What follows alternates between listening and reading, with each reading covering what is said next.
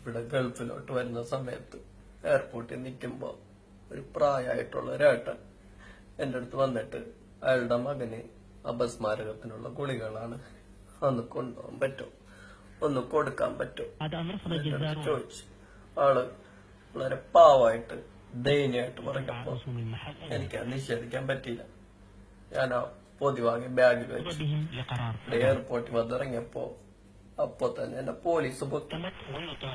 എന്തിനാണ് എന്നെ പൊക്കിയെന്ന് എനിക്ക് മനസ്സിലായില്ല.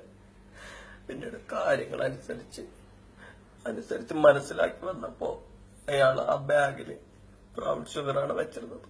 വളരെ ചതിക്കായിരുന്നു. പിന്നെ കോടതി വിസ്താരമൊക്കെ ആയിട്ട് അവരെന്നെ മരണശിക്ഷയാണ്, എന്റെ തല വെട്ടാനാണ് വിധിച്ചത്.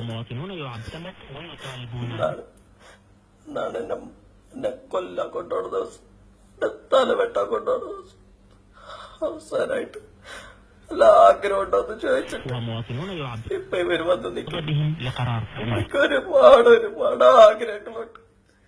ഇതുവരെ കാണാത്ത ഏറ്റവും പോലെ എനിക്കൊന്ന് കാണാം. എന്റെ വെളിയും കാത്തു നിൽക്കുന്ന എന്റെ പെണ്ണ്, എന്റെ ഭാര്യ, എനിക്കൊന്ന് എന്റെ മാറോട് ചേർത്ത് എനിക്കൊന്ന് പൊട്ടിക്കരയണം. എന്റെ ഉമ്മാനെ എനിക്കൊന്ന് കാണണം. എനിക്ക് കാണിച്ചു